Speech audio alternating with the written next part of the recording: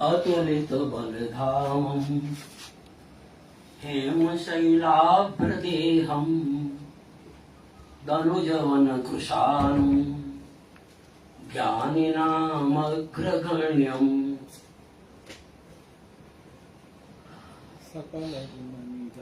सकलगुणनिधानं वानराणामधीशं रघुपति प्रिय भक्तं वातजातं नमामि। अज्ञानतिमिरान्धस्य ज्ञानाञ्जनशलाकया चक्षुरुन्मीलितं येन तस्मै श्री गुरवे नमः। ત્યાં જે બેસવાની મજા હોય છે તમારી સાથે એટલી મજા અહીં નથી। પહેલી વાર થોડા દિવસોથી આ કાર્યક્રમને મેં સતત માણ્યો છે અને સતત કેટલા બધા વક્તાઓને સાંભળ્યા પછી એમ લાગે કે મેં કોઈને પણ ન સાંભળ્યા હોત તો બહુ નિશ્ચિંતતાથી કેટલી બધી વાતોનું પુનરાવર્તન કરો। આ એક ગેરફાયદો એ છે કે ડોક્ટર કમલ મહેતાથી શરૂઆત થઈ અને એમણે જે થિયરી સમજાવી છે સાહિત્યિક અનુવાદોની અદભુત હતી, મજા આવી ગઈ। આ લોકોનો ઉલ્લેખ એટલા માટે કરું છું કે બીજા ઉલ્લેખને પાત્ર નથી એવું નથી, પણ મારી એક લિંક જોડાય છે। જયારે મેં પટેલ સાહેબને સાંભળ્યા અને શબ્દ પ્રયોગ કર્યો કે હું રિક્ત પાણી છું, અહીં આવ્યા એટલે જેમના હાથમાં કશું નથી તેવા બહુવ્રીહી નામનો સમાસ એમણે વાપર્યો। આ રિક્ત પાણી શબ્દે મને વિચારમાં મૂકી દીધું, હું તો રિક્ત મનઃ છું પંકજભાઈ, કે જેનું મન પૂરેપૂરું ખાલી છે, જેના મગજમાં કશું નથી એવો, તો કરવું શું? પણ એની સાથે સાથે મીનાશ્રુ સરે પોતાના હાથમાં સાહિત્ય શા માટે છે એની પણ વિસ્તૃત વાતો કરેલી, એટલે એ વાત કરવાનો કોઈ અર્થ નથી। મારે જે વાત કરવી છે એ વાત કરું એના પહેલા બે ત્રણ વસ્તુઓની મારે વાત કરવી છે। અનુવાદની થિયરીની ખૂબ ચર્ચા થઈ છે। અનુવાદને અભિવ્યક્તિ સાથે સંબંધ છે। આપણે જયારે અનુવાદ કરીએ, નાટકોમાં ખૂબ કામ કર્યું છે, મને ખબર છે કે મને સૌથી વધુ અઘરો અનુવાદ લાગ્યો તો નાટકોનો લાગ્યો છે, એટલા માટે કે દરેક સંવાદનો ભાવ બદલતો રહે છે। અત્યારે હું એમ કહું કે કાશ્મીરાબેન મારા બેન છે, સાદું વાક્ય થયું, કાશ્મીરાબેન મારા બેન છે, એટલે કે બીજા કોઈના નથી। કાશ્મીરાબેન મારા બેન છે, હવે એક એક શબ્દ પર હું ભાર મૂકીશ તો અર્થ બદલાઈ જશે। હવે એનો અનુવાદ કેમ કરવાનો? કૌંસમાં તમે દરેક વખતે લખશો આવું છે આવું છે આવું છે, એ શક્ય નહીં બને। એમાં કેવા ગોટાળા થાય છે ને, એક ઉદાહરણ અમે એક નાટકનો રિસર્ચ કરતા હતા ત્યારે મેં કૌંસમાં કેટલાક સૂચનો લખી આપેલા એક્ટરોને। એકને લખી આપ્યું કે ચીડાઈને, ચીડાઈને કહું છું કે શું કરવું? એ કૌંસમાં લખેલા વાક્યનો એને સંવાદોમાં ઉપયોગ કર્યો, આદત પડી ગઈ। અને આ અનુવાદનું કામ છે ને, એનું હું વિચારું ત્યારે મને બે ઘટનાઓ યાદ આવે છે। અમે વર્ષો પહેલા એક રામ રાજ્ય નામનું નાટક કરતા હતા। એક કલાકાર હનુમાન બનેલા, હું એમને કહેતો કે તમારે આ ડાયલોગમાં બે કામ ભેગા કરવાના છે, તમારે હૂપ બોલવાનું છે અને ગદા લઈને કૂદકો મારવાનો છે। એ કલાકાર હૂપ બોલે તો ગદા ઉપાડવાનું ભૂલી જાય, ગદા ઉપાડે તો હૂપ ભૂલી જાય। બેમાંથી એક વસ્તુ થાય, એક વસ્તુ ના થાય। આવી સ્થિતિ જયારે ઉભી થઈ હોય ત્યારે અનુવાદ પણ આ જ પરિસ્થિતિમાં મુકાય છે। અનુવાદકને આ જ સમસ્યાઓ નડે છે। એમાં પણ મારે ખાસ ગુજરાતી કે હિન્દીમાં એટલા માટે બોલવું પડે કે હું જે ભાષાઓની વાત કરું છું એ સંલગ્ન ભાષાઓ છે। આ વાત અંગ્રેજીમાં કરી શકાય, પણ એનો ન્યાય એટલા માટે ના આપી શકું કે એ ભાષાઓને અને હું જે ભાષાઓની વાત કરવા માંગુ છું એનો કોઈ સંબંધ નથી। ગોત્ર બદલાઈ જાય છે, કુટુંબ બદલાઈ જાય છે, પરિવાર બદલાઈ જાય છે, વિગતો બદલાઈ જાય છે। જરા જુદી રીતે વિચારીએ, કચ્છીમાં મેં કેટલાક અનુવાદો કર્યા છે, અહીં ઉભા રહેવાની લાયકાત મળે એવા અને એટલા અનુવાદો નથી કર્યા। કર્યા છે ખરા. એ અનુવાદો વખતે કેટલીક સમસ્યાઓ જાગતી. મને યાદ છે કે શબ્દો મારી સામે આવેલો હૃદય ઓર્મી. મારે હૃદય ઓર્મીનું કચ્છી કરવાનું હતું. હવે આ હૃદયની ઉર્મિઓ એટલે હૃદય રૂપી સાગરમાં જાગતા મોજાઓ, ઉર્મિઓ મોજા પર થાય, હૃદયના ભાવ. એને માટે મારે કચ્છી શબ્દ કયો શોધવો? તો સિમ્પલ એક કાવ્ય સંગ્રહનો કાશ્મીરબેન અનુવાદ કર્યો છે. શબ્દ આવ્યો હિયારી. આ હિયારી શું કામ પસંદ કર્યો? હૃદયમાંથી હિય, હૃદયમાંથી કચ્છીમાં હિય શબ્દ બન્યો છે અને હૃદયમાં રહેલી લાગણીઓ એટલે હિયારી. અનુવાદ કે આટલા બધા ઊંડા વિચારવું પડે કે તમે જે કહેવા માંગો છો એ વસ્તુ એ રીતે આવશે કે નહીં આવે. કેટલા બધા શબ્દો આપણે મૂકી શકીએ. આપણે મૂકતા જઈએ તો પરિણામ શું આવે? મૂળભૂત રીતે યોગ્ય રીતે અનુવાદ ન થાય. અને એમાં પણ જયારે કાવ્યનો અનુવાદ કરીએ છીએ ત્યારે માત્ર અનુવાદ અને ભાષા નહીં, તમે જો છંદ, અલંકાર, કાવ્યશાસ્ત્ર, ધ્વનિનું શાસ્ત્ર આ બધાને જાણતા ન હો તોય તમે અનુવાદ સારો ન કરી શકો. એટલે દરેક સાથે એક વિશિષ્ટ વસ્તુ જોડાયેલી હોય છે, એ તમારે કરવી પડે. એટલે ટૂંકમાં અનુવાદકની પણ કેટલીક સજ્જતા હોવી જોઈએ, એને કેટલીક તૈયારીઓ કરવી પડે. ખાસ કરીને મુશ્કેલી ક્યારે પડે છે કે જયારે તમે સંસ્કૃતમાંથી ગુજરાતી કે હિન્દી કે મરાઠી કે બંગાળીમાં અનુવાદ કરો છો ત્યારે. કચ્છી તો એનાથી તકલીફ વાળું કામ છે, કારણ કે ઓછા શબ્દો, ઓછું શબ્દ ભંડોળ. તો મુશ્કેલી શું કામ પડે છે? દરેક ભાષાને પોતાનું એક બંધારણ હોય છે.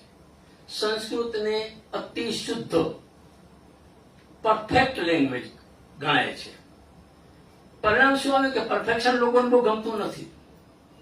લાંબો સમય ચાલે નહીં, લોકો એમાં રસ્તા કાઢે, લોકો ટૂંકાવે, ટૂંકાવીને ખીચડો ભાષાઓ બનાવે.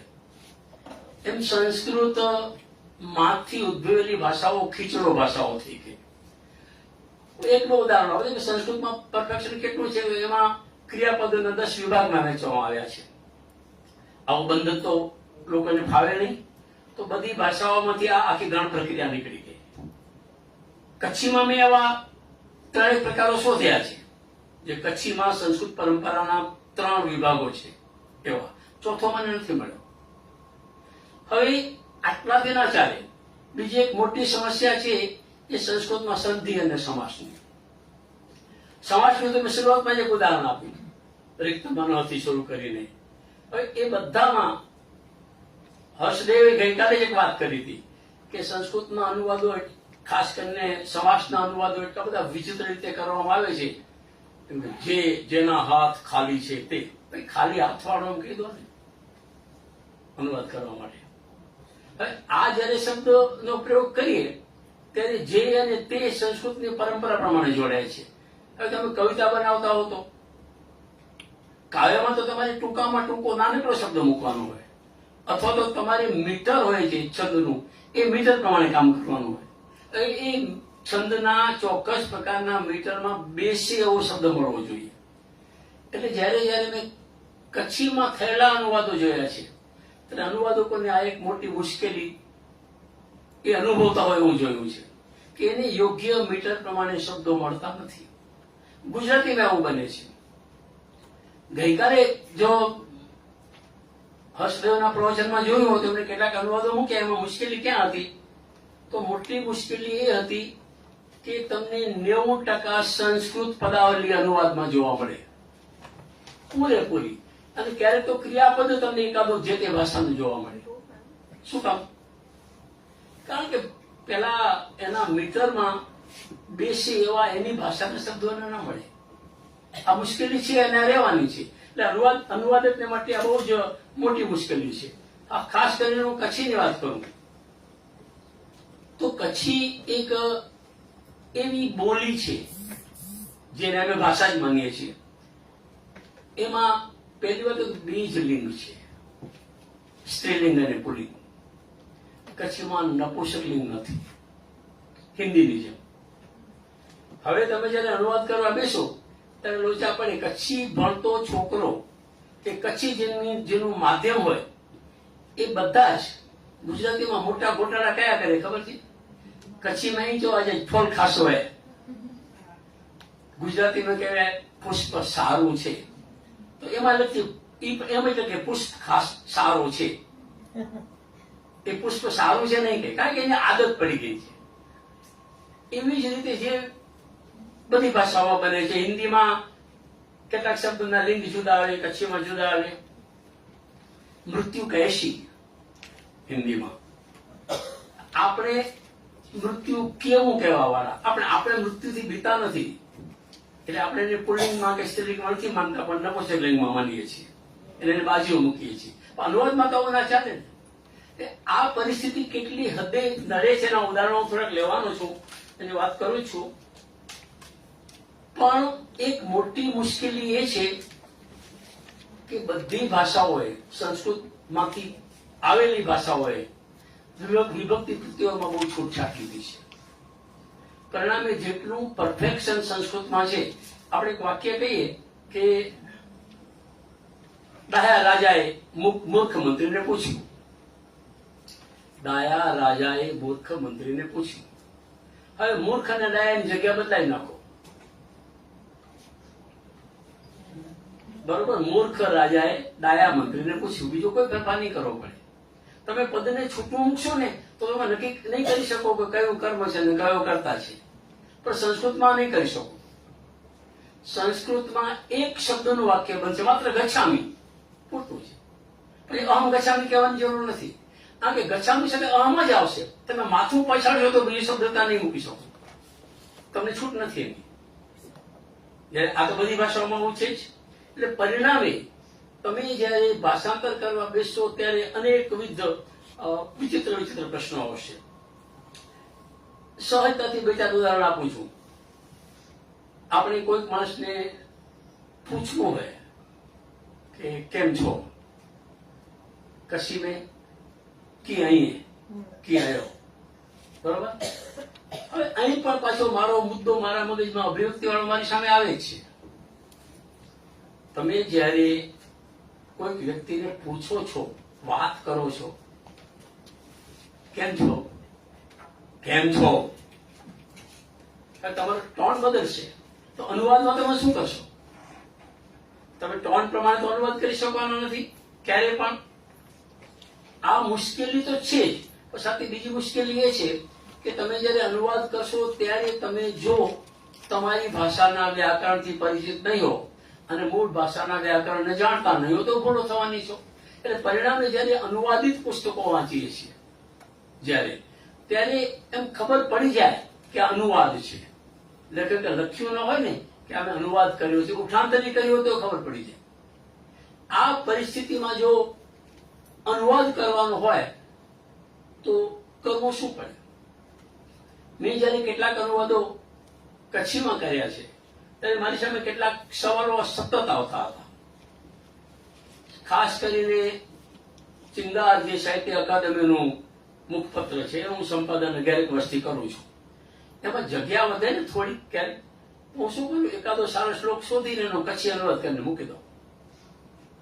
એટલે એમ પુસ્તક ન થયું હોય એવા લગભગ ઓછામાં ઓછા 150 શ્લોક એવા નીકળે જેનું મેં કચ્છી કર્યું હોય.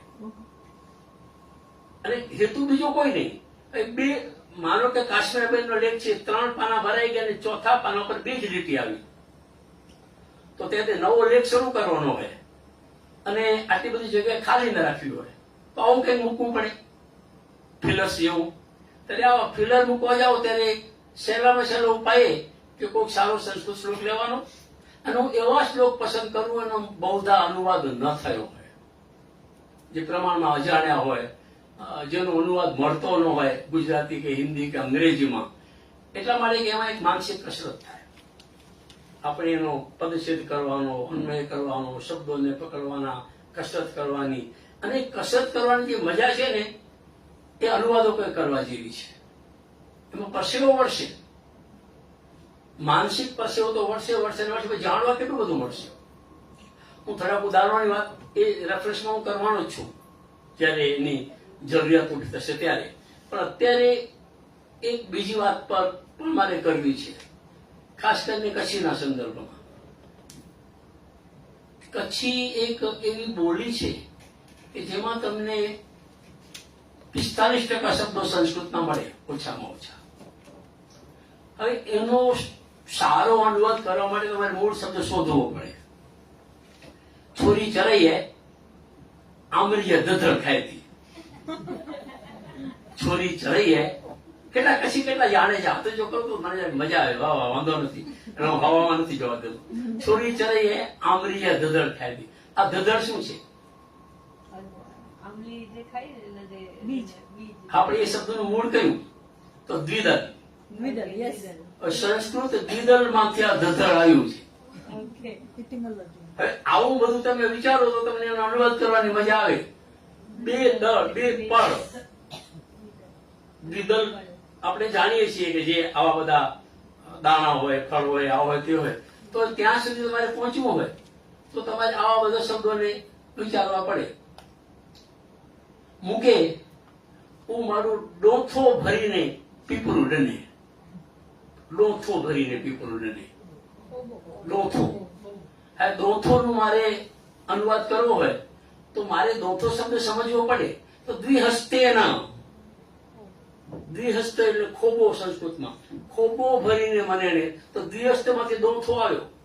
તો કેમ ધીમે ધીમે ધીમે ધીમે જ્યાં સુધી તમે વત્તે ઓછી અંશે ભાષા વિજ્ઞાનને ન જાણો ત્યાં સુધી તમે અનુવાદ ન કરી શકો. તો તમારી બે ભાષાઓના ની પરિસ્થિતિ જાણવી પડે. તમે જેમાંથી અનુવાદ કરો છો તે, જેમાં અનુવાદ કરો છો તે, એ બંને સમજો નહીં ત્યાં સુધી તમે ન્યાય ના આપી શકો. આ તો કેટલા બધા ઉદાહરણો આપો. હવે કચ્છીવાળા ઘણા શબ્દ પૂછ્યું છું કે ડેભુ. ડેભુનો અર્થ શું થાય? ડેભુ. ગામડામાં રહ્યા હો તો આ શબ્દ સંભળાયો પણ હોય ક્યારેક. અહીંયા જોવા મળે પણ ઓછું. સાચા છો તમે. ડંખ મારતી માખી. ડેભુ. બરોબર? હા, ડંખ ચોવા છે પણ મૂળ શબ્દ કરો નહીં. સચાયો. મૂળ શબ્દ આય દંશ ભૃંગ. સંસ્કૃત શબ્દ ભૃંગ એટલે ભમરો. દંશ ભૃંગ. ડંખ મારતો ભમરો કે ભમરી. વિચાર કરો આ કચ્છી માણસોને ટૂંકાવું કેવું ગમતું હશે કે આ દંશ ભૃંગમાં ટૂંકાવું તો હજી એનું ચાલે તો ડે કાઢી નાખે ને ભૂ કરી નાખે. ભૂ કરે તો તકલીફ શું પડે? ભૂ ને પછી પાણી કહે છે એ લોકો, પછી ગોટાળા થાય. એટલે આ કચ્છીઓની મજા છે. શબ્દને કેમ ટૂંકાવો, સંક્ષિપ્તીકરણ કેમ કરવું એ જાણવું હોય ને તો કચ્છીનો અભ્યાસ કરવો. હા, લાગો. સાહિત્યમાં લાગોનો ગુણ હોય તો શબ્દોમાં લાગો આવે. સાહિત્યકારો શબ્દોમાં લાગો ના લાવે પણ અભિવ્યક્તિમાં લાગો લાવે. આ લોકો શબ્દોને ટૂંકાવીને આમ ઘસીને કચરો કરી નાખે. એટલે આજની તારીખમાં પણ મારા ઘરે જે દૂધવાળો આવે છે એ ગામડામાંથી આવે છે તો એનો રોજ 5 મિનિટ વાતો કરાવું. આડી ચા પણ પીવડાવું, બેડાઓ કરું. એ જે બોલે એમાં મને 2-3 કોઈક એવા શબ્દો મળી જાય કચ્છીના જે વર્ષો પહેલા મેં સાંભળ્યા હું ભૂલી ગયો હું. એટલે મારો હેતુ આ હોય છે. અને પ્યોર કચ્છીમાં ભણ્યા લગેતા મારું આપણે ચર્યાથી રહે પેલા ભણ્યા એટલે આપણે સવાલ થાય એની ચર્ચા નથી કરતો. કચ્છીમાં આ પ્રકારના આ અપશબ્દ છે. આવા અપશબ્દો કચ્છીમાં સહજતાથી વપરાય છે. અને કચ્છી માટે એમ કહેવાય કે અંગ્રેજી જેમ આર્ટિકલ વગર ન વપરાય એમ કચ્છી અપશબ્દો વગર ન વપરાય. 2-4 ગાળ ના આવે તો બિલકુલ સાંભળવા વાળાને ના આવે ને બોલવા વાળાને ના આવે. હવે આવી ભાષામાં તમે અનુવાદ કરો તો તમારે શિષ્ટ ભાષાનો ખ્યાલ રાખવો પડે, એને શિષ્ટ બનાવવી પડે. ન હોય તો. અને તકલીફ એ છે કે મૂળભૂત રીતે જે કચ્છીની શરૂઆત થઈ છે ને આ ગાયો ચરવા વાળા, ખેતીમાં કામ કરવા વાળા માણસો એ બોલતા થયા છે. અને દુનિયાભરમાંથી લોકો જે આવતા ગયા છે એના કેટલા બધા શબ્દો ભર્યા છે. કચ્છીમાં એક શબ્દ છે ધી. આ ધી પંજાબી શબ્દ છે. પુત્ર પંજાબી શબ્દ છે. તો કેટલા બધા તમને મળશે. ધી ને પુત્ર ને બધા ક્યાંથી આવ્યા? આપણે એમાં અત્યારે પડવાનો નથી. આ કોઈ જુદો વિષય છે. એના પર ક્યારેક નિરાંતે વાત થઈ શકે ન થઈ શકે એવું નથી. આટલું બધું ભેગું થયા હોવા છતાં હંમેશા બને છે એમ કચ્છીમાં હવે ખીચડો બહુ જ વધતો ગયો છે. માણસો અસલ મૂળ શબ્દને મૂકી અને કચ્છીને મજા આવે છે ને કોઈ પણ એને આભડછેટ નથી. હું વાતો એટલા માટે કરું છું કે હું જે વાત કરવાનો છું અનુવાદની એનાથી પહેલા તમે થોડાક કચ્છીથી પરિચિત થાવ. હું લગભગ 50 વર્ષ પહેલી વાત કરું છું. પહેલવેલી મને નોકરી મળી હતી, પહેલવેલી. અને હું જતો હતો ત્યાં એક બાપાએ કહ્યું કહો પુત્ર કે તે નથી નોકરી પેલા ટેમ્પરરી. બરોબર ટેમ પૂરી નોકરી જોવા જાય. મને કે ટેમ પૂરી નોકરી જોવા જાય, ટેમ પૂરો થયા એટલે નોકરી પૂરી થઈ. હવે વિચાર કરો એને ટેમ્પરરીનું જે અભણ માણસે જે ભાષાંતર કર્યું હું હજી ભૂલ્યો નથી. મને એનું ઉદાહરણ આટલા વર્ષો પછી યાદ છે. એ માણસે મને જે કહેલું હોય કે ટેમ્પુરી, ટેમ્પરરી અને ટેમ્પુરી પણ એક ખોટા તો નહોતા. 11 થી 5 ની વાત નહોતી.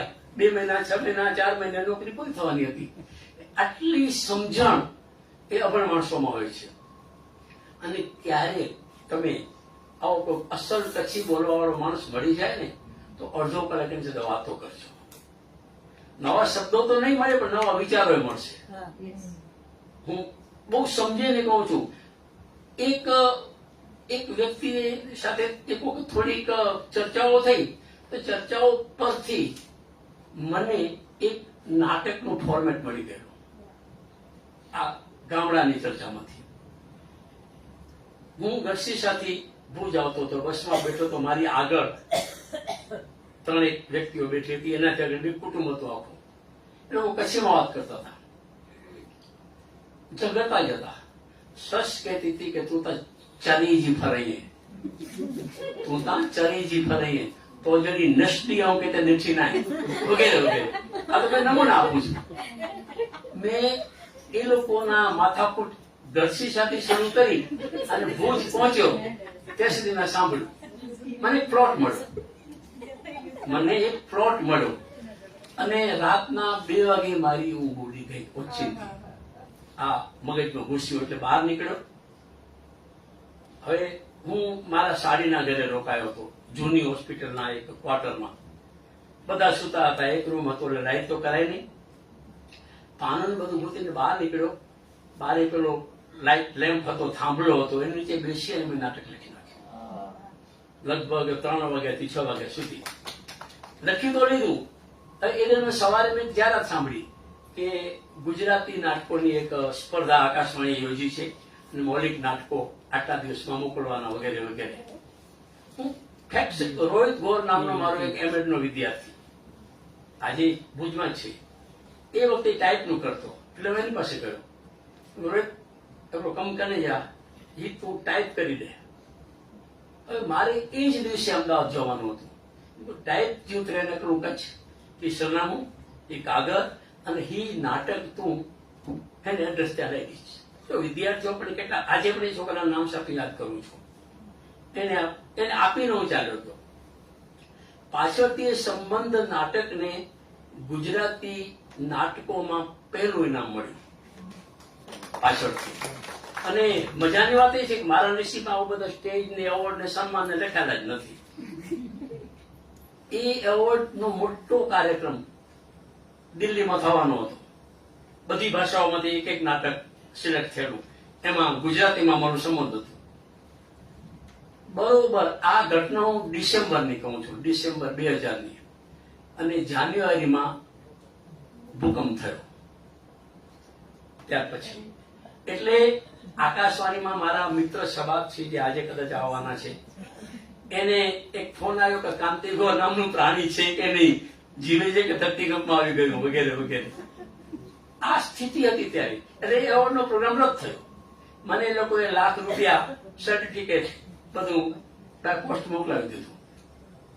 એટલે પેલા કોઈક મહાન પ્રધાન કે કોઈક મહાપુરુષ કે કોઈક અદભુત પ્રાણીના હાથે કે પછી દૂરદર્શન પર વગેરે પર આ એવોર્ડ મળવાનું મારા નસીબમાં લખ્યું નહોતું. પણ આ એવોર્ડ મને કચ્છી અપાયો હતો. મારો મુદ્દો એ છે, લખ્યું મેં ગુજરાતીમાં, કારણ કે કચ્છી નાટકો તો ત્યાં ચાલતા નહોતા. એ આખી સ્ક્રિપ્ટ મને મળી, આંતરિક તાણાવાણા મા બાપ, દીકરો દીકરી, વહુ સસરા, એની જે અંદરની માથાકૂટો છે એના ઉપર સ્ક્રિપ્ટ લખાય સંબંધ નામથી. આ વાત એટલા માટે કરી, જો હું કચ્છી જાણતો ન હોત, મારો મુદ્દો સમજવા જેવો છે, જો હું કચ્છી જાણતો ન હોત તો આ નાટક ગુજરાતીમાં લખાયું ન હોત. કારણ કે વાસ્તવિકતા મળી અને એમાં ભરચક માથાકૂટોના જે શબ્દો હતા બધા અપશબ્દોને ઓગાળીને સારી ભાષામાં મેં એને પેલું સિમ્પલ કરીને લખેલું મેં. પણ એ વાસ્તવિક લખાયું પૂરેપૂરું. વાસ્તવિક લખાયું. બાકી તો બેઝિકલી તો થોડું ઘણું નાટક કરતા આવડે, બીજી બધી ટેકનિક ને પ્રયુક્તિઓ ના અને તેને તો બધું આપણે કર્યું હોય.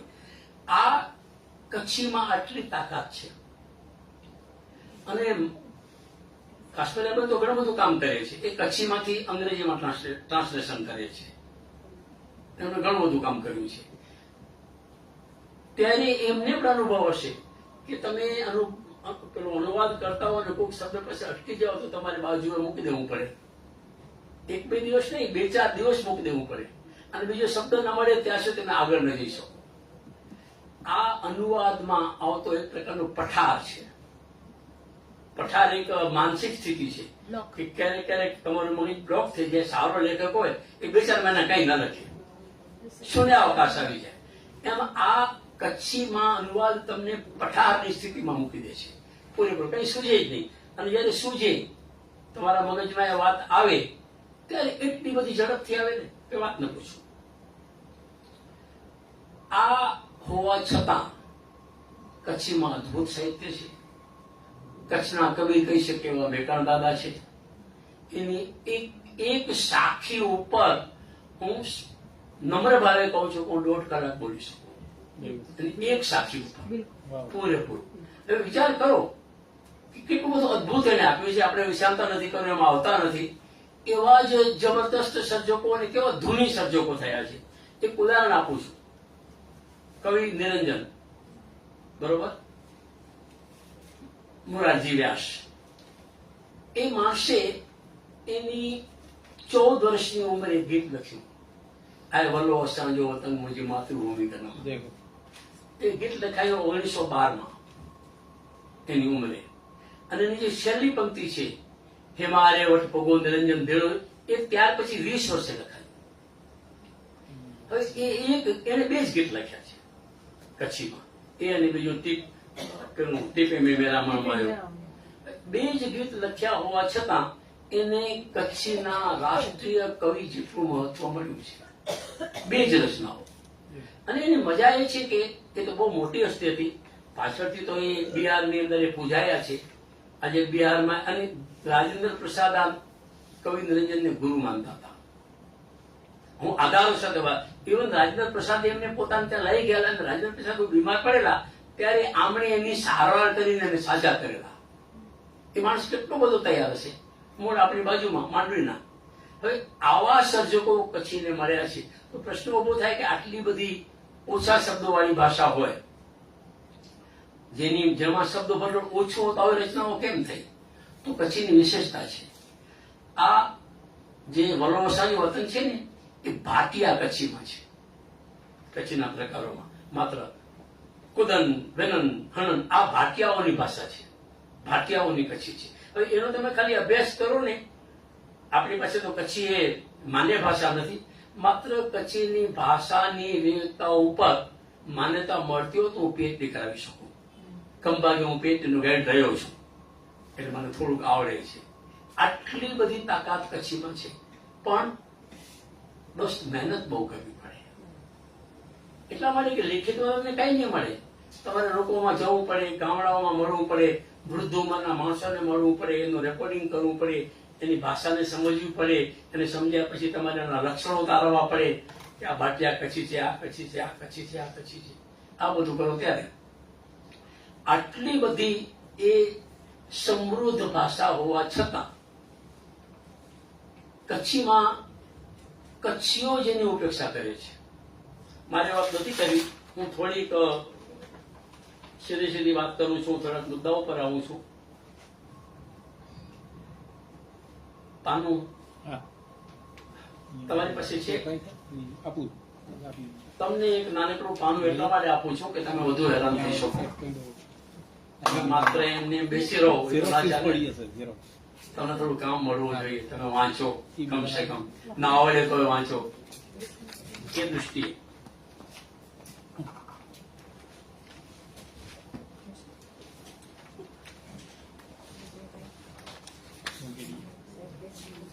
એમાં એ જે પાનું છે એમાં શરૂઆતમાં એક શ્લોક આપેલો છે અને એ શ્લોકની નીચે મેં એનો કચ્છી અનુવાદ કરેલો છે.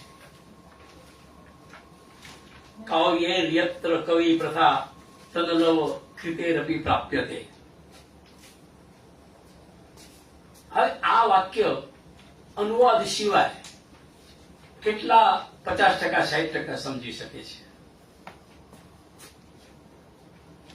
આ શ્લોક નો અનુવાદ મને મળ્યો નહોતો, આજે લખું છું એનો, પણ ક્યાંક વાંચ્યો એટલે મને એનો અનુવાદ કરવાનો, મને પાછું અત્યારે લાગુ પડે એવો શ્લોક છે. જુઓ, કચ્છીમાં એનો અનુવાદ આપ્યો છે. ધન જો ટોકરો ઠગાઈને રકાંધી ઘણી સગાઈ હતી કવિતા. ધનનો ટુકડો ફેંકીને કવિતાને વહેંચાતી લઈ શકાય છે. પૈસાથી જો અમે શબ્દ છે ધન લો કૃતૈ અપી પ્રાપ્યતે. લો એક નાનકડો અંશ, નાનકડો કટકો, થોડું. તમે માનશો આવું બહુ બન્યું છે. તમે કવિ મરીઝનું નામ સાંભળ્યું હશે, સાંભળ્યું છે ને? તેને ગુજરાતના ગાલિબ કહે છે. બહુ જ ગુજરાતી, બહુ મોટા કવિ, બહુ જ કંગાળ ને ગરીબ હાલતમાં જીવ્યા. એની બાજુમાં કોઈ બેઠો હોય ને કહે ને કે તને ચા પીવડાવું, તો તમને સિગરેટના પાટલામાં તે જ રીતે ગઝલ લખીને આપી દે. આ ગઝલ તમારી, મને ચા પીવડાવો.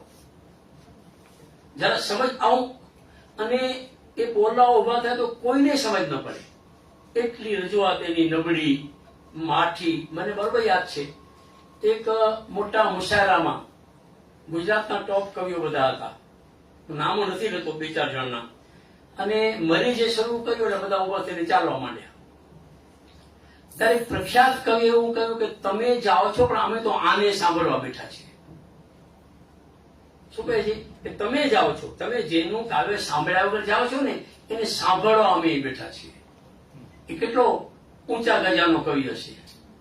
આ મરીજને નો એક આખો કાવ્ય સંગ્રહ પૈસા આપીને ખરીદી લેવાયો. ઠાકુર કંપનીના માલિક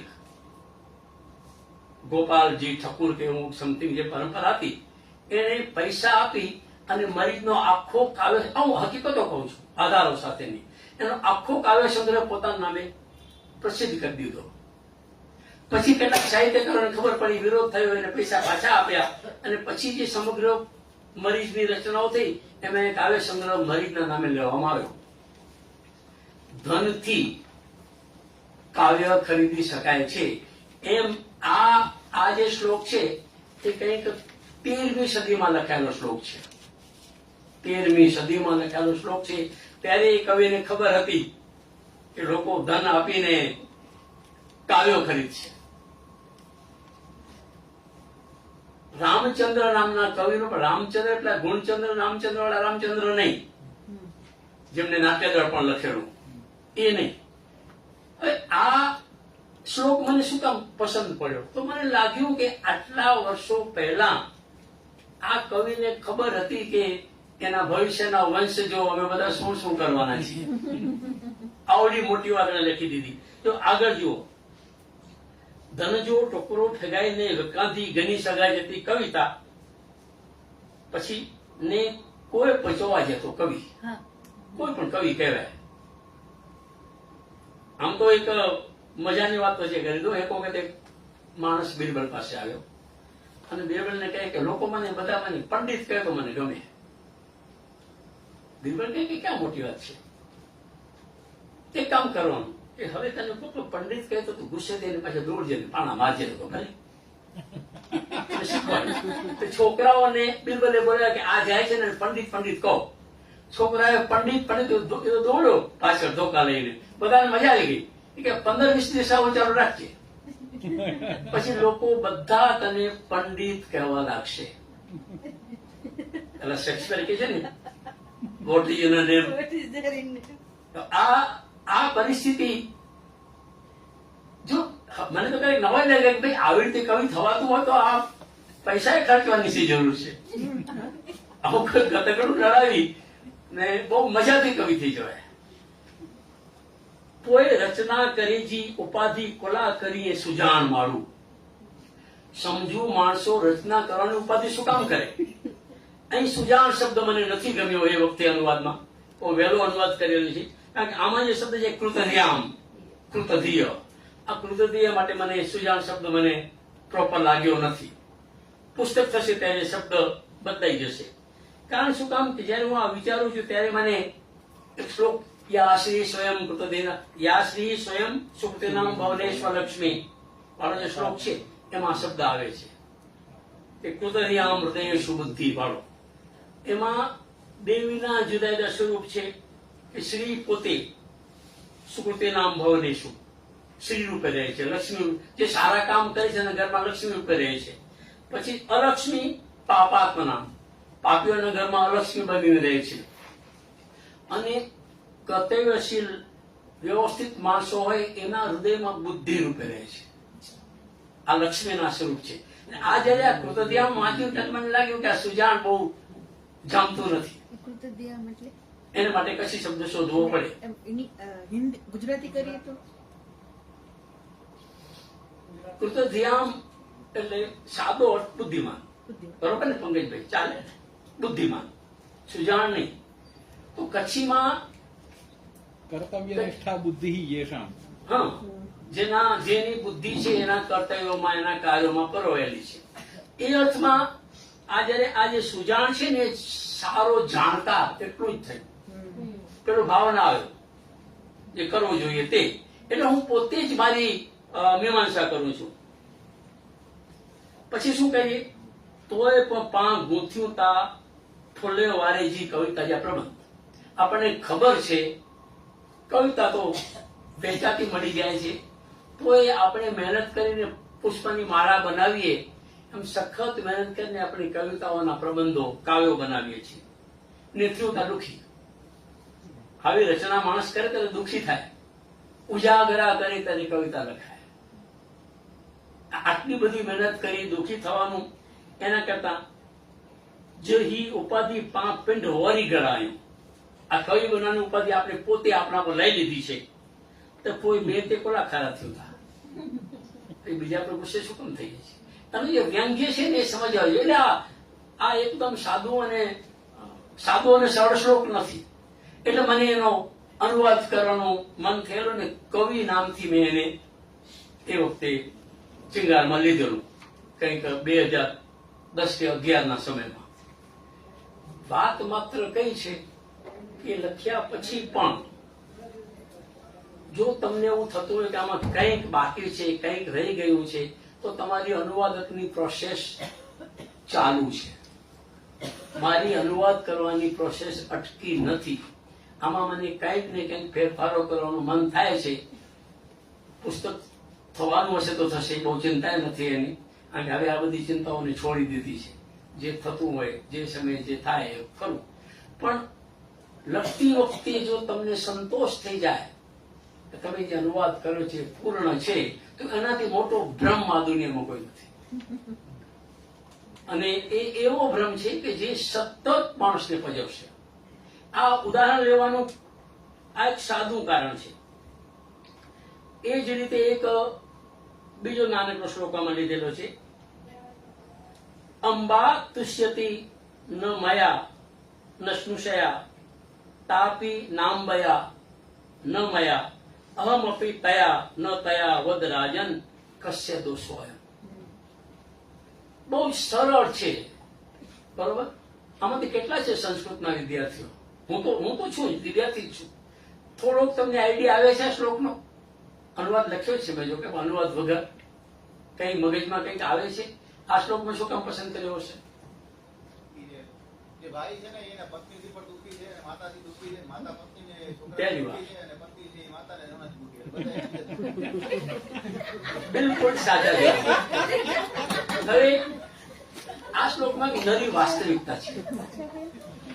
આપણે જેને ભાગી શકતા નથી, ધાર્યો તો ભાગી શકતા નથી. હું જયારે અનુવાદ કરું છું ને જ્યારે ત્યારે મને અનુનો વાદ યાદ આવે છે, વિવાદ યાદ નથી આવતો. હું કેટલા બધા વર્ષોથી અનુ સાથે જોડાયેલું છું. મારા હોમ મિનિસ્ટર નું નામ અનુ છે. એટલા બધા અનુવાદ કરે તો મને થાય કે આ વાદ આટલો બધો વાદ ચાલે. મેમ કાલે જ સરે કીધેલું કે તમે કેટલું અનુ કરો છો કે મને ક્યાંક અમારે ત્રાસ થઈ જતો હતો. બીજો કોઈ શબ્દ વાપરો ને, પણ જુઓ એમને જ લઈ આવ્યા. એ નથી વાપરી શકાતો. જરાક એ મુદ્દાઓ પર આવીએ. વાત ચર્ચા બહુ થઈ છે. મૂળ તો અનુ અને વદથી આ શબ્દ બનેલો છે, બરોબર. એક સંસ્કૃત નાટકમાં મેં એક વિશિષ્ટ પ્રયોગ જોયેલો. એમાં એવું છે કે જે નાટકનો નાયક હોય ને એની મજાક વિદૂષક કરતો હોય. વિદૂષક ચાળા પાડે. પેલો રાજા જે ડાયરેક્ટ બોલ્યો હે તો પેલો હે કરે એની પાછળ, પીઠ પાછળ. પેલો રાજા આગળ જતો હોય, પછી વેડાઈ કરતો બધો પાછળ જતો હોય. એવી એક સ્ક્રિપ્ટ વાંચેલી. હું જયારે સંસ્કૃતમાં રામાયણ પર આધારિત નાટકોનો અભ્યાસ કરતો હતો ત્યારે પછી મને ખ્યાલ આવ્યો કે અનુવદતી એટલે ચાળા પાડવા. એક વિશેષ ચાળા પાડવા, કોકને નકલ કરવી. ફરી બોલવું તો ફરી બોલવામાં ચાળા પણ હોય ને, મજાક પણ હોય. તો આપણે ક્યારેક સારી સાહિત્ય કૃતિના ચાળા પાડીએ છીએ અને એનો કચરો કરી નાખીએ છીએ. પછી આપણે અનુવાદ કર્યો, આપણે આમ પર ઊંચા કરી અનુવાદ. આનો કોઈ અર્થ નથી. અનુવાદ એક ગંભીર પ્રક્રિયા છે અને સર્જનથી પણ વધારે અઘરી પ્રક્રિયા છે. તમે સર્જકો સાથે તો તમારો અનુવાદ બદલાઈ જાય. તો એ માટે શબ્દ છે અનુસર્જન. મૂળ કૃતિ બાજુએ મુકાઈ ગઈ અને નવી કૃતિ બની ગઈ, પૂરેપૂરી નવી. તેના માટે અનુસર્જન શબ્દ છે. એટલે અનુ તો સતત હોય જ છે કોઈ પણ જગ્યાએ. તમે એમાંથી મુક્ત થઈ શકતા નથી. આ શ્લોક પર આવીએ તો જો બાઈ ન મૂતે રાજી રહેતી. મેં મા માટે બાઈ શબ્દ મૂક્યો છે. કઈ જનરલી કચ્છીમાં બાઈ વધુ વપરાય. બાઈ પૂરો કરી હતી. અને કચ્છીમાં અધાની બાઈને તુંકારો આપવાની બહુ જૂની પરંપરા છે. અધા હેતી હાલ્યો, એમ છોકરો બોલશે અધા હેતી હાલ્યો. આપણને લાગે કે આ તો અંગ્રેજીના ધાવ જેવો પ્રયોગ છે કાશ્મીરાબેન, કે ભગવાનને કેટલા પ્રેમથી આપણે તું કહીએ છીએ, એટલા પ્રેમથી એ માને પપ્પાને તું કહે છે. એ ન વહુતે, બાઈ ન મૂતી રાજી રહેતી, ન વહુતે. બાઈ મારા પર રાજી નથી રહેતી અને વહુ પર પણ નથી રહેતી. એટલે કે દીકરાથી નારાજ છે અને દીકરાની વહુથી નારાજ છે. અને આ બંને જ છે. આની પાછળ સાયકોલોજીકલ કારણ છે.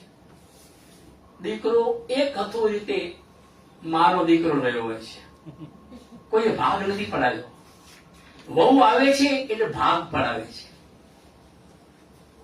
પત્ની આવે એટલે એનો થોડોક હક જામશે, 50% અધિકાર. અને એમ જ માનશે કે આ વર તો મારો જ છે, અને મા માનશે કે મારો દીકરો છે. એમાં જો બેલેન્સ ન જળવાય તો માથાકૂટો થવાની જ છે, થાય છે મોટે ભાગે. પાછળ શું કહે? ન બાઈ એટલે કે સસ્ય રાજીયાએ નમુશે. હવે જે વહુ છે એ સાસુથી રાજી નથી અને મારાથી રાજી નથી. એને એમ લાગે છે કે આ દીકરો છે માનો પક્ષ ખેંચે છે, એટલે મારો વર્ગ માવડીયો છે. અને માને એમ લાગે છે કે આ ઓઘેલો છે. બિચારો એની હાલત તો સેન્ડવિચ જેવી હોય છે. ખરેખર એને રીબાવાનું છે. આઉં પર રાજી નૈયા ન ઉનશે ન ઇનશે ન ઉનશે. હું વહુથી રાજી નથી, માથી રાજી નથી. કારણ કે એની તો એક પ્રકારની તટસ્થતા જોઈએ છે, એ મળતી નથી. હવે આ પ્રશ્ન મૂળ કયો છે કે એક કુટુંબમાં બહુ ઝઘડો થયો. એટલા બધા રડે, કાર્યાલો કરે તો લોકો ફરિયાદ કરે કે રાજા પાસે કે આ લોકો અમને સુવા દેતા નથી. રાતના 12 વાગે એના ઘરમાંથી પેલા ઝઘડવાના અવાજો આવે છે. રાજા એ લોકોને બોલાવ્યા કે તમારા લીધે તમારી આજુબાજુવાળા દુઃખી થાય છે, ફરિયાદ થઈ છે કે તમે બાજુવાળાને શાંતિથી રહેવા દેતા નથી. રાજાએ કહ્યું કે કારણ શું? એટલે જવાબમાં આ દીકરાએ કહેલો શ્લોક છે જવાબમાં, અને શું કહે છે કે રાજા અને અહીંથી જો વંક કે જોવાય, વંક કે જોવાય. રાજાને પૂછે છે કે આ હાલતમાં વાંક કોનો? રાજા પાસે એનો જવાબ નથી, આનો જવાબ બ્રહ્મા પાસે નથી. આ બ્રહ્માની કેટલી બધી કથાઓમાં આવું બધું જોવા મળે છે, પુરાણોમાં, ઇન્દ્રમાં, બીજા દેવાઓમાં, અદેખાઈ, વેર, ઝેર. તમે પુરાણો વાંચ્યા હશે, ક્યારેક તમે પંકજભાઈને કહેજો, તમને કેટલી બધી વાર્તાઓ સંભળાવશે કે જેની અંદર દેવો પોતે બિચારા દુઃખી થયા છે. પછી રાજા શું કરે? એટલે રાજાએ શું કહ્યું એવો શ્લોક મને મળ્યો નહીં. પછી મેં શોધવાની કોશિશ કરી કે એવો કોઈ શ્લોક મને મળી જાય કે જેમાં રાજાએ કઈક જવાબ આપ્યો હોય, સમાધાન કરાવ્યું હોય. કહી દઉં નો પૌની દ્રોમી, રાજાએ આમ કહ્યું છે પૌની દ્રોમી. આ પૌની દ્રોમી કચ્છી ઇડિયમ છે. શું અર્થ થાય એનો? કચ્છી વાળા બોલો ને મજા આવે જરા. હા, ધ્રોવ એટલે ઊંડો પાણીથી ભરેલો બહુ ઊંડો ખાડો, હકીકતમાં તળાવ પણ નહીં, એમને વિનીને પો જાન છૂટે. આ સ્થિતિમાં કચ્છીમાં અદભુત રચનાઓ થઈ છે. કેટલાક બહુ જ સારા અનુવાદો થયા છે. હું તમને એક મળે તો એક પુસ્તક પર ધ્યાન દોરું છું. તમે ક્યારેક લાલજી નાનજી વકીલનો એક પ્રલંબ કાવ્ય છે, વાત નહીં કરી શકું અત્યારે, કારણ કે મને મારી પાસે ઘણું બધું મગજમાં છે. મારું 4 વાગે પૂરું થશે ને? 4:30. Okay, thank you. મને અડધા કલાકની રાહત આપી.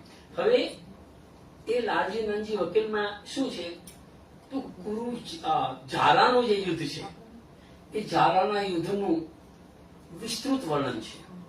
કવિએ શરૂઆત કરી હતી મહાકાવ્ય લખવાની, મોટું મહાકાવ્ય લખવાની. એટલે એમાં વસંત વર્ણન મૂક્યા, ગ્રીષ્મ વર્ણન મૂક્યા, સંધ્યાના વર્ણનો મૂક્યા. અદભુત વર્ણનો છે આ બધા. આપણે કચ્છી સાહિત્યની વાત કરતા હોય તો મારે તમને એમાંની કેટલીક વસ્તુઓ કેવી જ પડે. આવું મોટું દરદાર પુસ્તક એમણે લખ્યું. 1948 બહાર પડ્યું. લગભગ હવે ભાગ્યે જ કોઈ પ્રત મળતી હોય. મારી પાસે તો એક નકલ મેં મારા શોખને માટે સાચવી રાખી છે. એ પુનઃ પ્રકાશિત થયું નથી, પણ એની મજા એ છે કે એમણે એમાં સંસ્કૃત છંદોનો જબરદસ્ત ઉપયોગ કર્યો છે, વૃત્તનો ઉપયોગ. તેમ પેલા જે સાદા છંદ છે બધા બાકીના, જેમાં તમને બેત જોવા મળે, ઝુલના જોવા મળે, એ બધાનો ઉપયોગ. આવું બધું કર્યા પછી કવિ છેલ્લે એમ કહે છે, જો હું કચ્છી ભાષા કે આખી દુનિયા में फैलाई सका तो मुझे जन्मारो सार्थक થયા. હું કચ્છીને દુનિયા આખીમાં ફેલાવી શકું ને તો મારો જન્મ સાર્થક થાય. આવા વિચારો એ માણસે મૂક્યા છે. એટલે ક્યારેક તમે એને વાંચીજો. હવે બીજી એક વાત ઉપર આવું. મારી સામે મારી ત્રિપથગા યાત્રા તે હું કાશ્મીરાબાઈને લખ્યું છે. મને કહું વિશે લખી નાખો. ત્રિપથગા એ મારો એક કચ્છીમાં કરેલો અનુવાદ છે.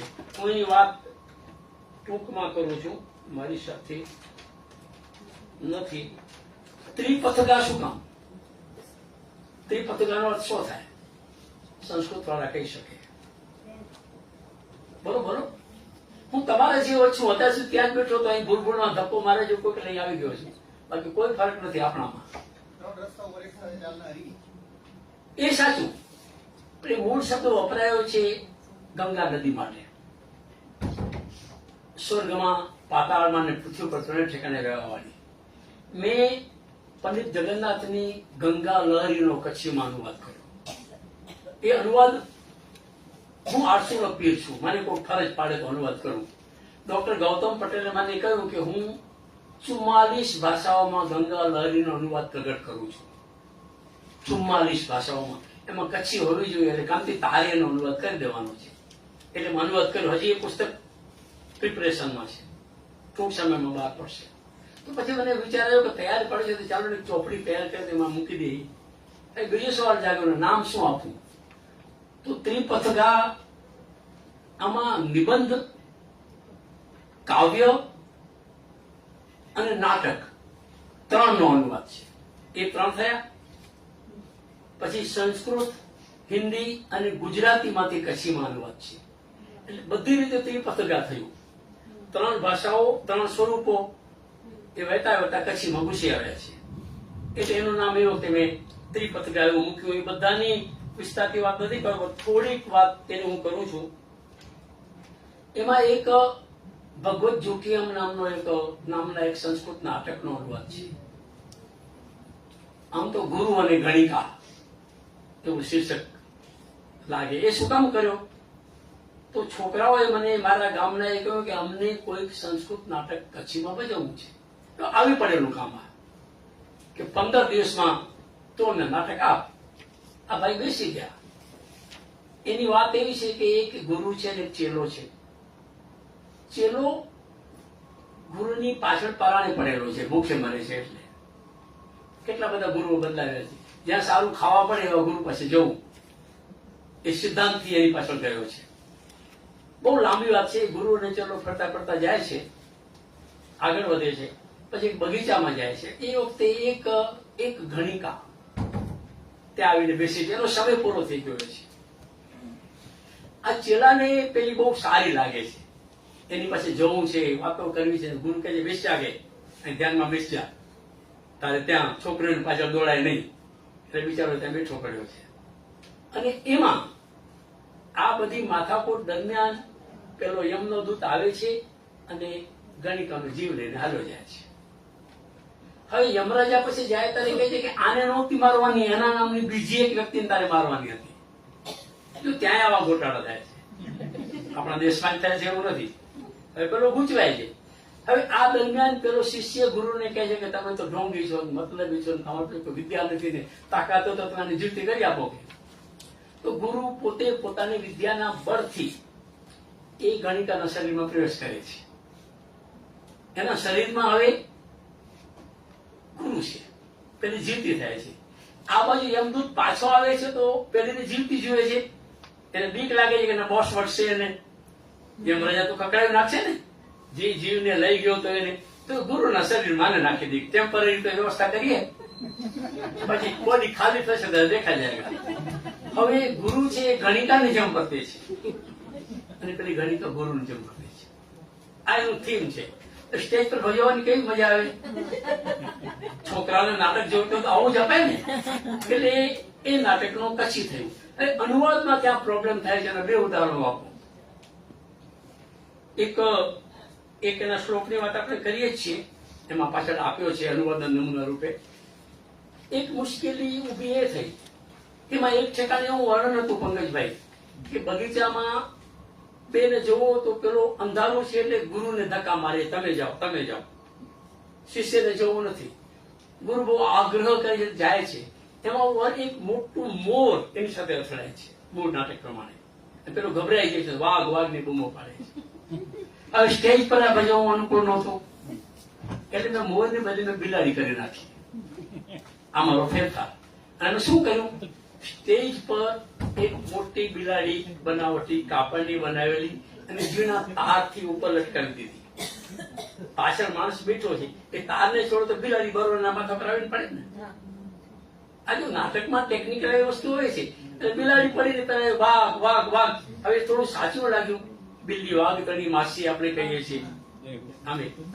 આપણે મોર ને વાઘ કહો એના કરતા એક ફેરફાર મારો અનુવાદમાં એ થયો. બીજું એમાં બગીચાનું વર્ણન. સંસ્કૃત કવિઓ રાજી થઈ ગયા ને તો 2-4 દિવસ સુધી વૃક્ષોની પાછળ ઉભા રહી જાય. વૃક્ષો, લિસ્ટ, મોટી યાદી, સંવાદો. હવે એમાં જે નામો હતા મોટા ભાગના ગુજરાતી નામ મને આવડતા નહોતા આ વૃક્ષોના. એટલે મારે શું કરવું પડે, આ સંસ્કૃત નામ બધા ઠઠાડવા પડે. એટલે મેં ત્યાં બધા જ કચ્છી નામ મૂકી દીધા. આપણા જ બાવળ ને આ ને તે ફલાણ ટીકડા ને. આ અનુવાદી આવા ફેરફાર શું કામ કરવા પડે અનુવાદમાં કે તમે કઈ ભાષા માટે લખો છો. આ વાત ઘણી વખત થઈ છે, વક્તાઓએ કરી છે જો હું કચ્છી લોકો માટે આ લખતો હોઉં તો એમાં બધા અઘરા સંસ્કૃત ના નામો આવે તો એ ઓડિયન્સ થોડી સાંભળવાની છે. એટલે તો લોકોને પરિચિત વાતાવરણ જોઈએ એટલે એવા નામો મૂક્યા. આવા 2-4 ચેન્જીસ મેં એમાં કર્યા. હવે એક જે શ્લોક છે એમાં મેં મૂક્યો છે તમારામાં, એનો પહેલો શ્લોક છે એ નાટક. ત્વામ પાતુ લક્ષણાઢય સુરવર મુકુટેન્દ્ર ચારુમય દૃષ્ટ રાવણ નમિતાંગુષ્ઠો રુદ્રસ્ય સદા ચર્ચિત પાસ. આ એનો પહેલો શ્લોક છે. સંસ્કૃત નાટકોમાં કોઈ દેવની સ્તુતિ આવે નાંદી અને એના વગર નાંદી વગર એ નાટક શરૂ ન થાય. એટલે આ શ્લોક હતો. તો જુઓ એનો અનુવાદ તમે કચ્છીમાં જુઓ. ખાસે લખણે વાળો. હવે પેલા લક્ષણાઢય શબ્દ છે, લક્ષણો થી ભરપૂર. સંસ્કૃતમાં લક્ષણ ચાલે, કચ્છીમાં લખાણ લખો ખાલી. લક્ષણ સારા હોય ને ખરાબ હોય ને. એટલે મારે લખવું પડ્યું ખાસે લખણે વાળો. ખાલી લખણે વાળો લખું તો પાછળ એને મારું લખણ બરોબર નહીં. વાહ વાહ, મજા આવી. કોઈ નાનો પ્રભાવ આજો એટલા મને જાણકાર રીતે બેઠા. મુझे तो જરૂર જ નહીં. ખાસે લખણે વાળો હું પગજો અંગૂઠું. સારા એમાં મૂળ શું છે કે આ સામુદ્રિક શાસ્ત્રનો શબ્દ છે. હાથમાં પગમાં સમુદ્ર શાસ્ત્ર પ્રમાણે શુભ લક્ષણોના વર્ણનો હોય કે ચંદ્ર હોય ને તારા હોય ને આવો હોય તે હોય ને પછી બધા એના જાણકારો પછી આના અર્થઘટન કરે કે આવો અંગૂઠો છે માટે વ્યક્તિ આવ્યો હોય તેવી હોય વગેરે વગેરે. આ બધા પેન આ પંકજભાઈ ને અહીં આવી જાવ તો અમે એના પર 1 કલાક કાઢી રહ્યા લક્ષણો ઉપર. અહીં માત્ર આટલું જ મૂક્યું. પછી કેવું પગજો. આ શું છે? સારા લક્ષણ વાળો પગનો અંગૂઠો છે. પછી શું કહે છે? રાવણ કે દાબાઈ દેલું અંગૂઠું. હવે જો તમે અનુવાદ કરો ત્યારે તમારા મગજમાં પૌરાણિક સંદર્ભ હોવો જોઈએ. અતિ અભિમાનમાં આવેલા રાવણે કૈલાસ પર્વતનો ઉંચકેલો અને શંકરે પગનો અંગૂઠો દબાવ્યો રાવણને. હવે જો અહીં સંસ્કૃતમાં રાવણ નમિતાંગુષ્ઠો શબ્દ છે, નમિતા. તો મેં નમિતા નમાવેલો નથી કર્યું. મેં કચ્છીમાં ચોખ્ખો શબ્દ મૂક્યો છે દાબાઈદલ, દબાવેલો. એ મને વધુ કચ્છી માટે મને વધુ પરફેક્ટ શબ્દ. કોઈ નમાયેલો કરી શકતો તો એ ન કર્યું મેં. પછી બીજી વાત એક સરસ છે એમાં, કંઈક દેવે જે મુગટ મેં શોભદે રત્ન ને મણી હશે જે કે લગવાય ઘસારો. આ અંગૂઠો કેવો છે? તો દેવતાઓ આવીને શંકરને પગે લાગે છે, પગમાં માથું નમાવે છે. એક મસ્ત મજાના હીરા મોતી લાગ્યા એ બધા પેલા અંગૂઠા પર ઘસાય છે. આ કવિની કલ્પના જુઓ. એટલે એનો અંગૂઠો કેવો ચમકવાળો થઈ ગયો છે વિચાર કરો. હીરા મોતી રત્નો ભગવાન શંકરનો અંગૂઠો કેવો થઈ ગયો છે? આવો એ અંગૂઠો જે કે લગોય ઘસારો. આ ઘસાઈ ગયો છે અંગૂઠો. કારણ કે આ હીરા મોતી રત્ન એ બધા કઈ આવા ઢીલા પોચા પદાર્થો નથી કે જે આપણને મળી જાય. તકલીફ ભોગવવી પડે. ઉન અંગૂઠે વાળો સડાય રોંદલ પૂજાંદો. સડાય તો મેં હંમેશા શબ્દ નથી મૂક્યો. સદાય કશી શબ્દ જેવો હંમેશા. ઉ પગ આંજી રખ્યા કરે. આવો એ પગ તમારી રક્ષા કરે એમ કવિ કહે છે. અને યાદ અને સંસ્કૃત કવિઓની આ ખૂબી છે. તમે માત્ર કૃતિ વાંચો એટલું નહીં. હું એટલે સુધી કહું કે તમે કાલિદાસના દરેકે દરેક કૃતિમાં એમણે શરૂઆતમાં જે દેવ વંદના કરી છે વાંચજો. નવાઈ લાગે આપણને કે આ લોકો શું ખાતા હશે. આ લોકો આવા બધા વિચારો ક્યાંથી કાઢતા હશે. આપણને ક્યારેક એકાદો સારો વિચાર આવી જાય ને તો આપણે રાજી થઈને ચા વાળાને થઈ ગયો કેવું જોઈએ ગજબ બનાવી હતી, મજા આવી ગઈ. આ લોકો શું કરતા હશે? હવે આ અનુવાદમાં મને ક્યાંય કોઈ વસ્તુ બહુ કઠિન નથી, પણ મેં સીધો ગદ્યનો ફોર્મેટ મૂક્યું નથી. પંક્તિઓને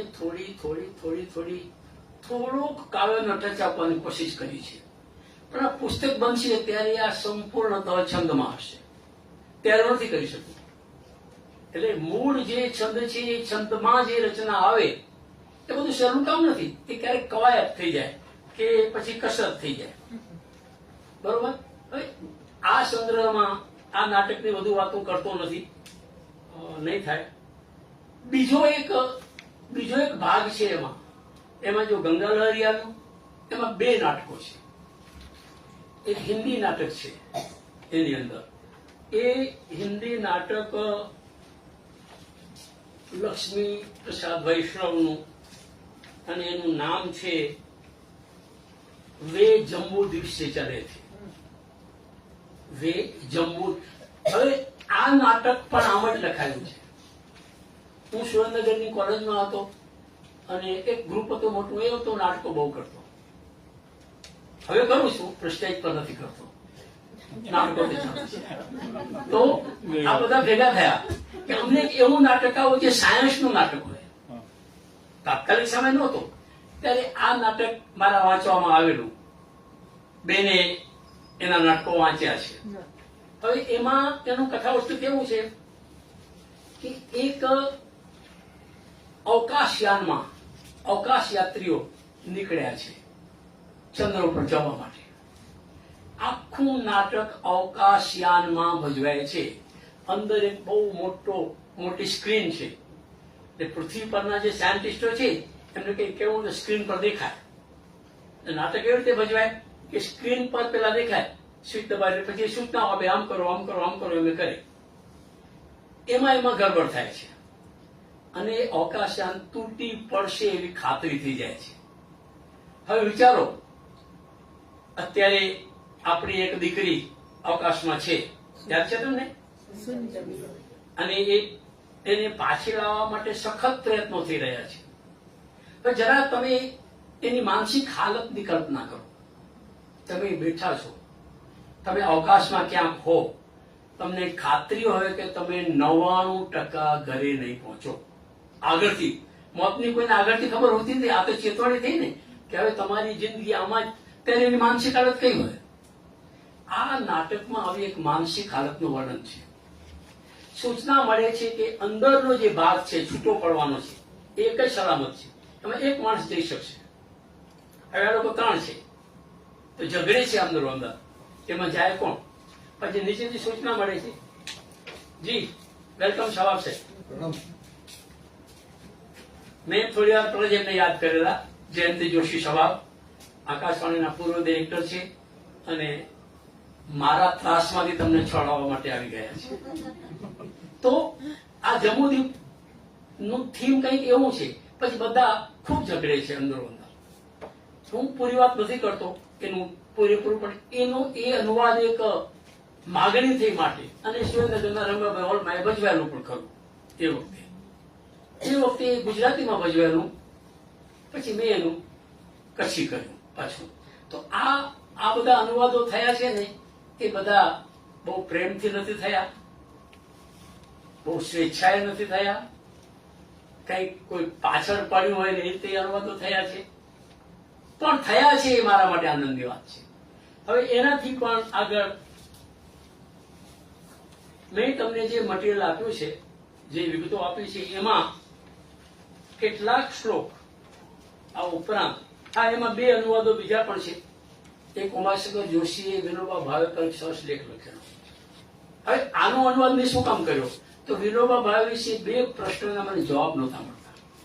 આખું જીવન ચરિત્ર વાંચ્યા પછી પણ મને ઉમાશંકર જોશીના એ લેખમાં મને જવાબ મળ્યા. વિગતે વાત નથી કરતો. આઝાદી કટોકટી વખતે વિનોબા ભાવે એ પગલાને યોગ્ય ગણાવેલું કે આ સારું પગલું છે, અને પરિણામે એના પર આક્ષેપ થયા હતા કે આ સરકારી સંત છે, એવો આક્ષેપ થયેલા વિનોબા ભાવે ઉપર, અને બહુ વિવાદમાં આવી ગયેલા. ત્યારે આ એમણે શું કામ કહ્યું એની વિગતો ઉમાશંકર જોશીના લેખમાં મળી એટલે મને મન થઈ ગયું. અને એ વખતે શિંગારમાં મારે કોઈ કંઈક લેખ મૂકવાનો હતો, આ બીજું કારણ, તો હાથ ઉભું શું કરી નાખો અનુવાદ. અને એક અનુવાદ ધર્મવીર ભારતીના એક નિબંધનો છે. હવે એમનો જે નિબંધ છે ધર્મવીર ભારતીનો, એક વિશિષ્ટ નિબંધ હતો. કચ્છીમાં નિબંધ લખાતા નહોતા. ધર્મવીર ભારતી પોતે પોતાના મરણ પર લખે છે. પોતે મૃત્યુ પામ્યા છે. મૃત્યુ પામ્યા પછી એની શોક સભા કેવી હશે, એના મિત્રો શું કહેશે, જયારે અમારો પરિચય કોઈ આપતો હોય ને ક્યારેક ત્યારે ક્યારેક લાગે કે આ શોક સભામાં અપાય તો સારું લાગે એકલબેન, પણ આપવું પડે. એને માંગ્યું એટલે મેં એને આપ્યું ને એને બહુ સારી સમરી મૂકી. હવે આ આખો નિબંધ મને MA એક્સટર્નલ હિન્દી સાથે કર્યું ત્યારે ઠેલે પર હિમાલય નામનો એક નિબંધ સંગ્રહ મારા અભ્યાસક્રમમાં હતો. પછી મને વિચાર આવ્યો કે આ બધું પરીક્ષા પડે તો બધું વાંચ્યું તો ચાલો ને કંઈક એનો સદુપયોગ કરીએ. એટલે આનું મેં કચ્છી કરી નાખ્યું. અને ચેલેન્જિંગ હતું એટલા માટે કે કેટલા બધા શબ્દો એવા હતા કે જે મળે જ નહીં. હું એની વિસ્તારથી વાત નહીં કરી શકું, મારા મગજમાં એ નોંધ પણ છે. એટલે આ બધું થયું અને ત્રિપથકા બન્યું એ રીતે. હવે એક તમારી પાસે જે પાનું છે એમાં મેં કેટલાક શ્લોક મૂક્યા છે. એ મેઘદૂતમના શ્લોક છે. સંસ્કૃત અનુવાદો કેવા બને છે, કેવી તકલીફ પડે છે એની થોડીક વાત છે.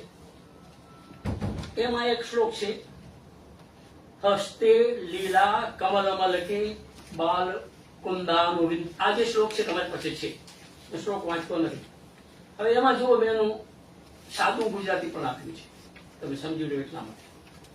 આ શ્લોકની મજા એ છે કે અલકા નગરીમાં બધી ઋતુના પુષ્પ એક સાથે થતા હોય છે એવી કાલિદાસ કલ્પના કરે છે.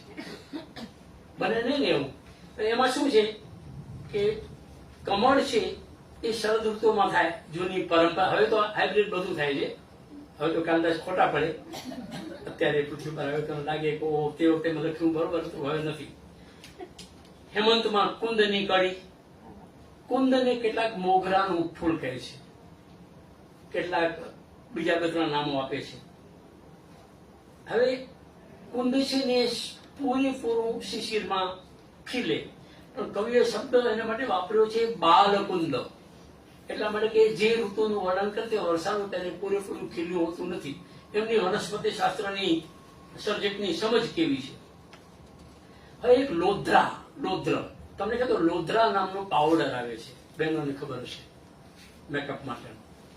આ લોધ્ર છે એ શિશિર ઋતુમાં થાય. વસંતમાં કુર્બક નામનું ફૂલ થાય. આ બધા પછી નીપ એટલે કદમ વર્ષામાં થાય એનું ફૂલ. આ બધી ઋતુના ફૂલ એક સાથે ચોમાસામાં અલકા નગરીમાં જોવા મળે છે એવું કાલિદાસ વર્ણવે છે. મેઘદૂતમની વાત મારે થોડી કરવી પણ હતી, નથી કરતો. હવે એના જુદા જુદા અનુવાદ થયા છે. એમાં હરિકૃષ્ણ ભટ્ટનો એક અનુવાદ તમને ખ્યાલ હોય તો, એક જ દે ચિનગારી મહાનલ, એક જ દે ચિનગારી. આના કવિ પણ આમાં એમની ચિનગારી જોઈએ એટલી ઝબકતી દેખાતી નથી આ અનુવાદમાં.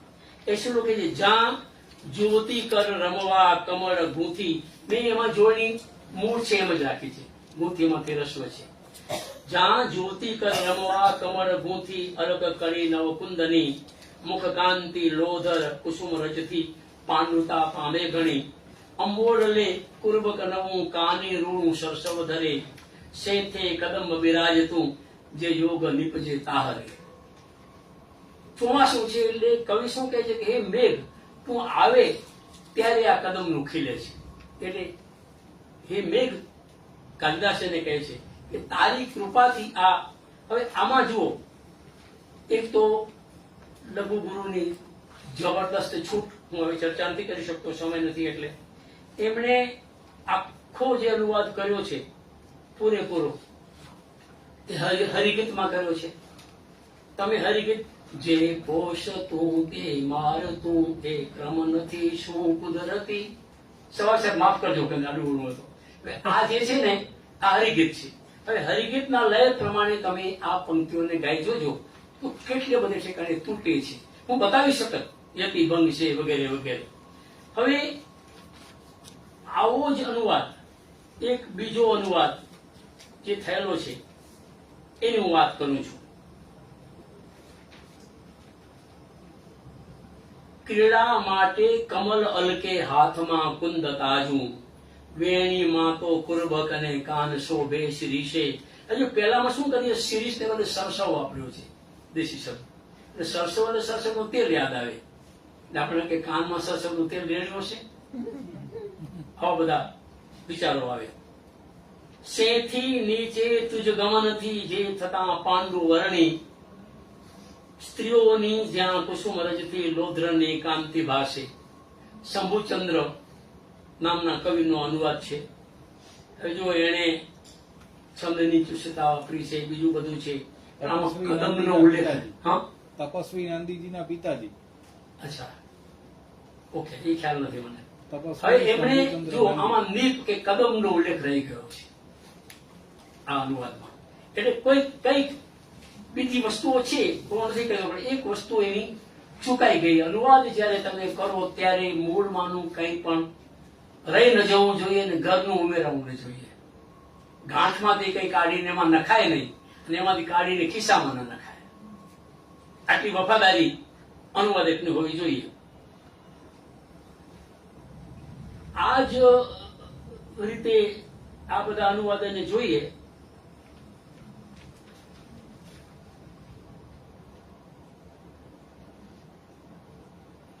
ગંગાલહરીના બે શ્લોકમાં મૂક્યા છે.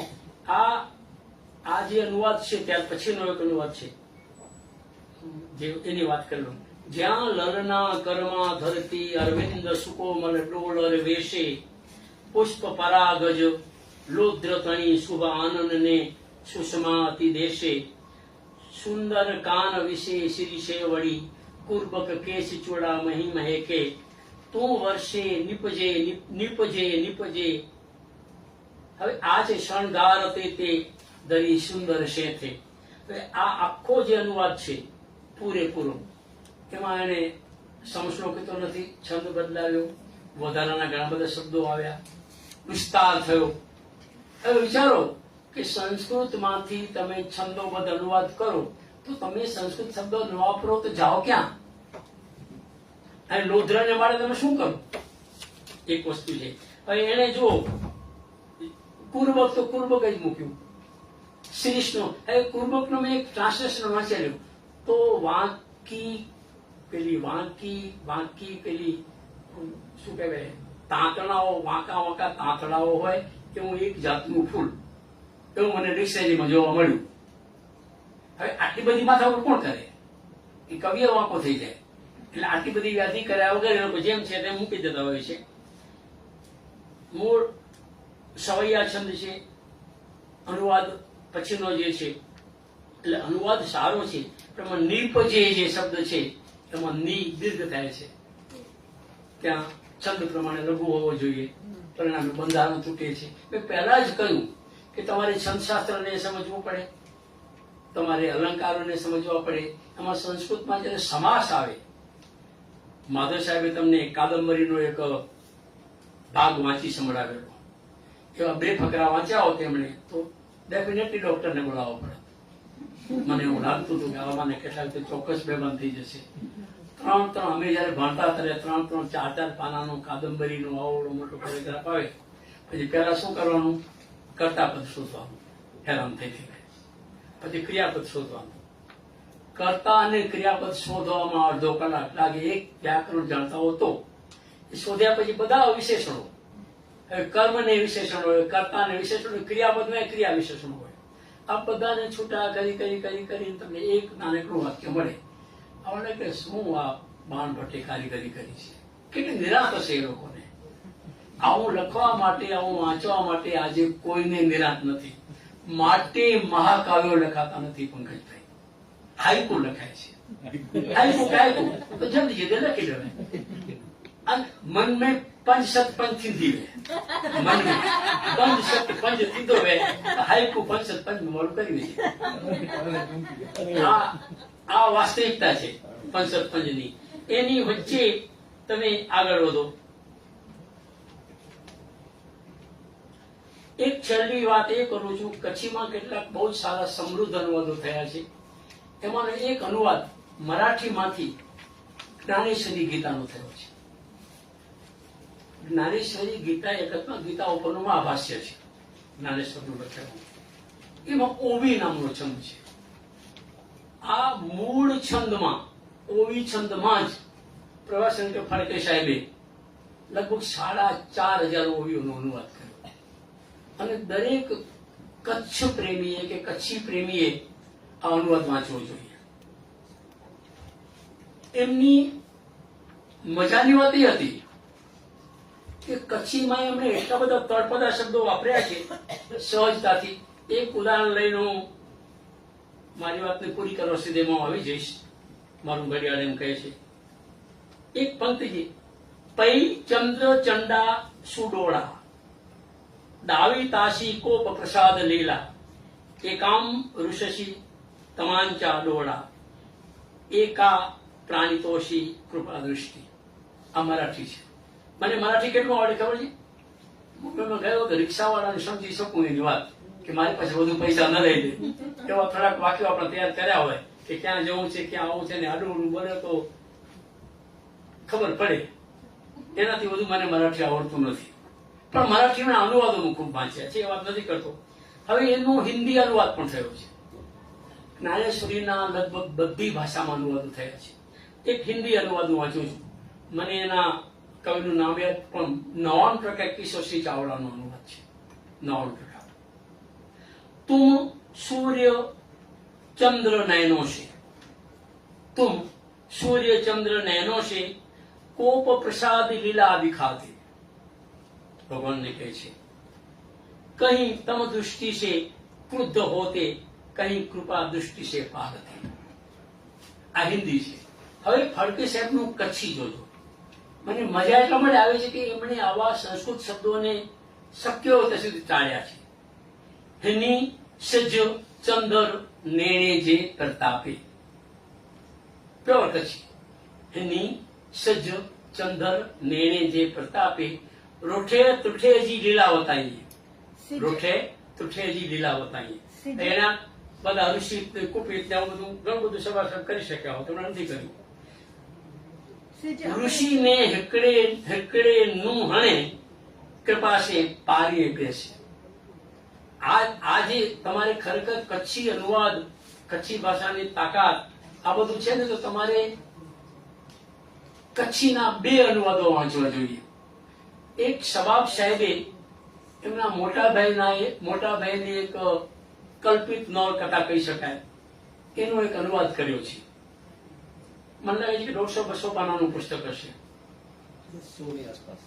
એ પુસ્તક આખું મજા એ છે કે એમાં તમને અસલ કચ્છી જોવા મળશે અને આ ફાળકે સાહેબના અનુવાદોમાં અસલ કચ્છી જોવા મળશે.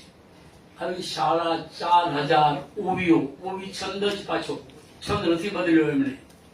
પોતે મરાઠી નથી, એ પોતે લખે છે કે બધા મને ફડકે મહારાષ્ટ્ર માને છે, એવું નથી. હું 7 પેઢીથી પોતે પૂરેપૂરો કચ્છી છું એવું લખે છે. આ અનુવાદો પછી ઘણી બધી વસ્તુઓ રહી જાય છે. હું થોડીક વિસ્તારથી વાત કરવા બેસું તો ભગવત જો કે એમના કેટલાક અનુવાદો જોઈ શકું, પેલા થોડાક બીજા શ્લોકો પણ લઈ શકું જે મેં કર્યા હોય તે. પણ આ બધું કરતી વખતે છેલ્લે ફરીથી હું કહું છું કે કચ્છીને અન્ય ભાષાઓમાં અનુવાદિત કરવાની સૌથી વધુ જરૂર છે. અને જે મહાનુભાવો કચ્છી જાણે છે, અહીં બેઠા છે, 10-12 જણ એવા છે જેને મને અવારનવાર રિસ્પોન્સ આપ્યો છે. તમને કૃતિઓ જોઈતી હશે તો અમે આપશું. કાશ્મીરબેન આપશે, શબાબ સાહેબ આપશે, હું આપીશ. તમે એનું ગુજરાતીમાં નહીં, હિન્દી કે અંગ્રેજીમાં ટ્રાન્સલેશન કરો તો કચ્છી બાદ પડશે. કચ્છી ને ગુજરાતી તો સામાન્ય છે. જે માણસ કચ્છી જાણે છે એ ગુજરાતી જાણે છે, અને જે કચ્છનો માણસ છે ને ગુજરાતી જાણે છે એ કચ્છી જાણે છે. પણ કચ્છી સાહિત્યને બહાર પહોંચાડવું હોય તો, અને એમાં એટલું બધું નવું તમારી સામે આવશે. ક્યારેક એક શબ્દ પર અટકી જશું, બાજુમાં મૂકી દઈશું 2-3 દિવસ સુધી અને પગે લાગશું, એ માં હવે મને સદબુદ્ધિ આપજે એવું કહીને તમે મૂકી દેશો ને પછી તમને ધીમે ધીમે થોડા સમય પછી એ શબ્દ મળશે. અનુવાદની પ્રક્રિયા જબરદસ્ત પ્રક્રિયા છે, અઘરી નથી. સમજો, અભ્યાસ માંગે છે. અને જેમને તાત્કાલિક ગરમા ગરમ તવા ઉપરથી ઉતારેલી ગરમા ગરમ રોટલી ખાવી હોય અને તાળીઓ વગાડવી હોય, એનું કામ અનુવાદ કરવાનું નથી. બીજું જો સર્જક અનુવાદ કરશે, ભાષાનો જાણકાર અનુવાદ કરશે અને સર્જક અનુવાદ કરશે તો એ વસ્તુ આખી અનુસર્જન બની જશે, નવી જ વસ્તુ બની જશે. ઘણી બધી ચર્ચા થઈ છે, મેઘાણીના કેટલાક કાવ્યોના ઉદાહરણો અપાયા છે, બીજા બધા, એટલે એ બધું હું ટાળું છું.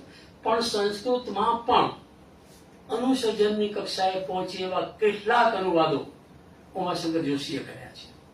અને તમે એના માટે ઉત્તર રામચરિતમ અને અભિજ્ઞાન શાકુંતલમ જોશો.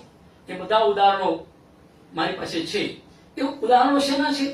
તો ઉત્તમ કામ થયું છે, વધુ ઉત્તમ થયું, સારું થયું. તો સારું થયું, ઉત્તમ થયું તો હું તમારા માટે પણ કહેવાનું છું. ભવિષ્યમાં તમે કરશો ને તમારો કોઈ અનુવાદ મારી પાસે આવશે તો હું કહીશ. એવા સમયનો રાહ જોઉં છું.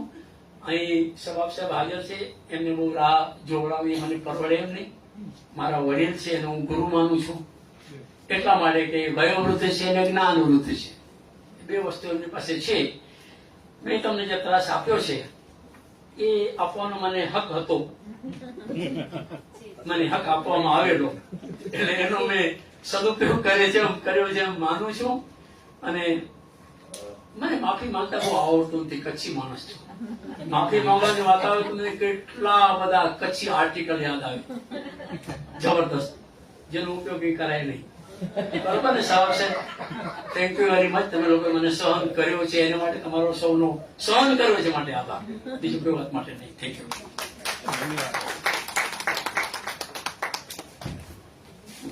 ખૂબ ખૂબ આભાર ગૌર સાહેબ. ખરેખર તમે ત્રિપદગા જે યાત્રા કરીએ એ કરાવી છે, સંસ્કૃત, ગુજરાતી અને કચ્છી.